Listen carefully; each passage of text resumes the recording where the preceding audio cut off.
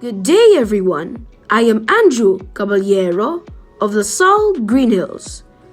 I am so honored to be given a chance to interview the father of indigenous art in the Philippines and internationally known folk artist, Mr. Elito Circa, also known as Amang Pintor.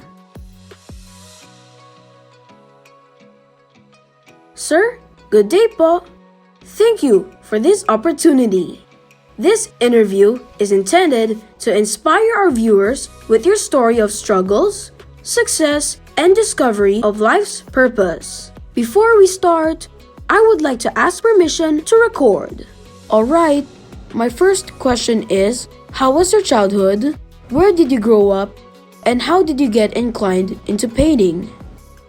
I have a good childhood despite our hardship in life.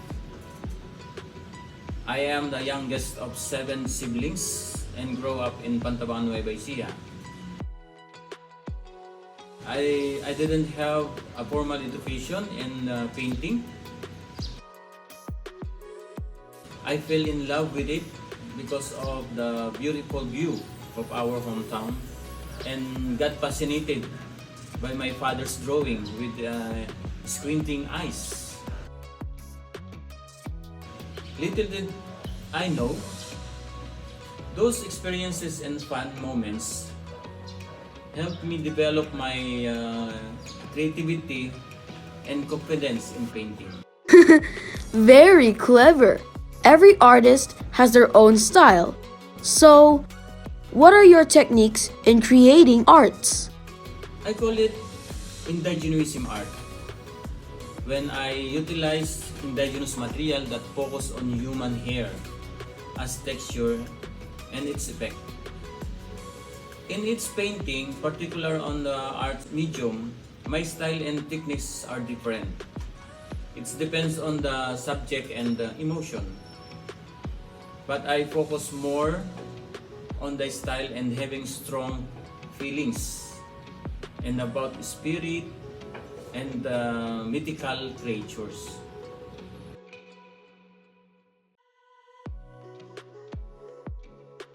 Listening to the music and looking at the beautiful paintings in my books and prayers are my motivations in painting. I see. What urged you to use indigenous materials as a medium in your painting? Since our place in a remote area and I don't have enough money to buy painting material, I just use whatever is available in our place. Those are saps from fruits, vegetable, and flower. I also use charcoal from our stove. My father used to cut my hair so that I use it as my paintbrush.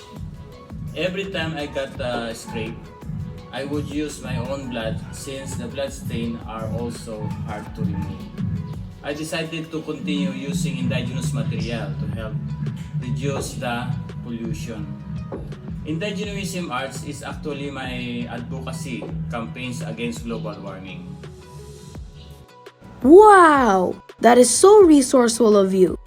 Now that you mentioned your blood, why is it important for you to use your own blood in some of your paintings, and how do you deal with people who are not impressed or grossed by your technique? When I first started painting using my blood, people thought I'm crazy. Because of all things, why blood? But I choose this because I have a different perspective. My philosophy is that life is circular and that everything goes in cycle.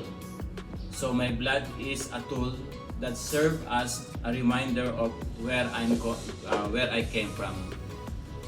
I believe that painting using my blood on canvas creates pieces of me that symbolize life, love, and sacrifice. My art is very important to me as it is my own blood and my own DNA is part of it. So I only use my blood in painting if I feel like a situation or a person is very special to me.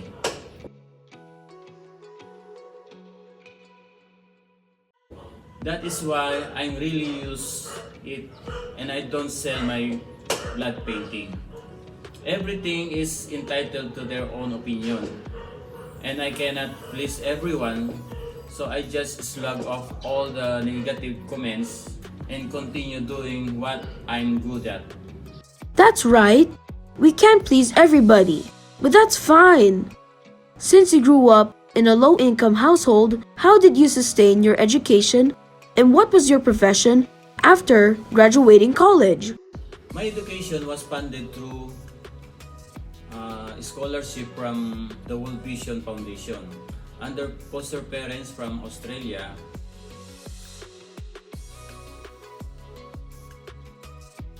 who supported my study through elementary school until I graduated at Central Luzon State University with a degree in Bachelor of Elementary Education.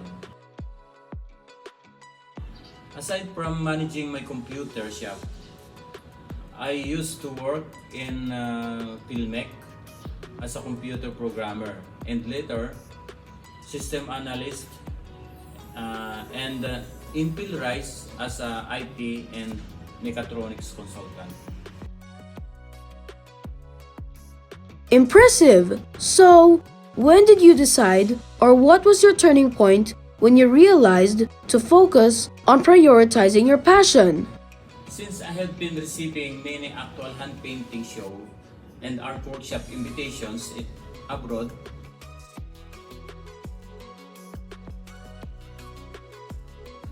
I decided to leave my work in the government and I focus on my passion. That must be very liberating. On the other hand, can you tell me about your charity and your sponsored children? Why did you choose them? I chose the indigent kids of different tribes in Central Luzon.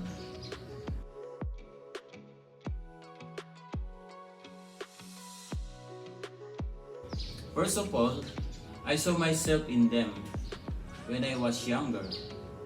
I grew up in the same situation of hardship and struggling for to sustain everyday needs. Secondly, I am the product of charity, where I enjoy the scholarship program of the World Vision. So when I get older and have a source of income, I pass on the kindness of sharing my resources, knowledge, and skills in helping the indigent children. Ultimately, it is my way to return the grace that God has given me. That is so generous of you, sir. Can you elaborate more on how you help the indigent kids? I visit their place once a month to conduct art lesson and bring school material to them. At the beginning of the lesson, I show them first my actual hand painting to inspire them. Then I proceed with my lectures followed by interaction and brainstorming. I make the lecture as fun as possible by asking questions about my lecture, then giving prizes to those who are participative. Aside from educating the kids, I am also concerned about the health condition of their families. So I try to look for sponsors to provide for their other needs. That is very admirable, sir. Helping others must be the main ingredient of your success. Now, let's talk about your tutorials. What made you decide to venture into art teaching? Educating people through art literacy is my way to transmitting my skills and knowledge to people.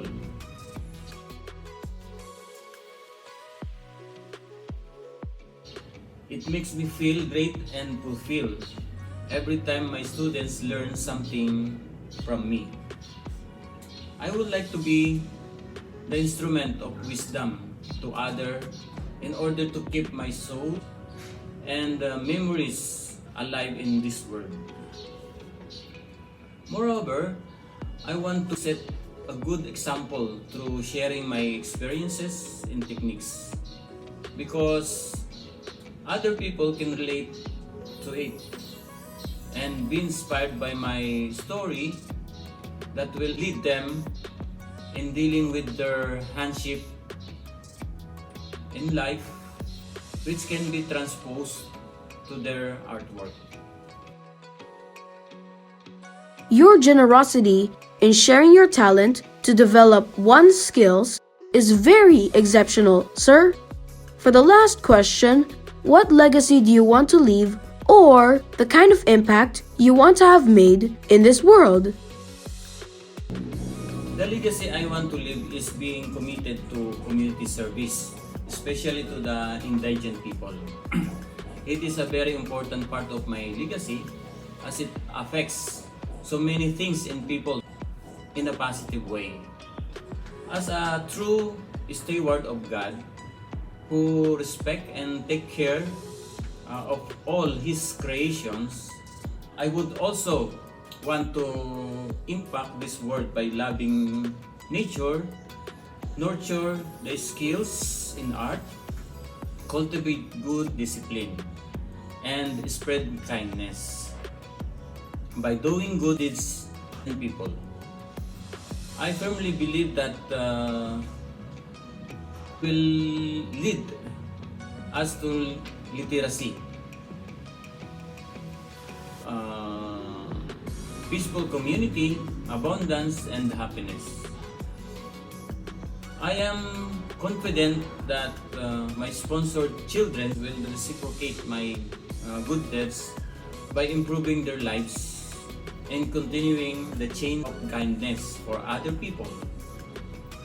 I'll keep humanity alive for the betterment of society and for the next generation. Amazing! That is a very powerful statement, po. Just to let everyone know, I am very proud to say that he is my lolo uncle. That's how I address him, as he is my lolo's brother and my mom's uncle.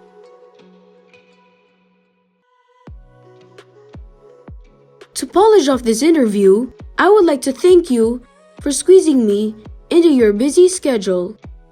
I'm looking forward to visiting your studio and having painting sessions again.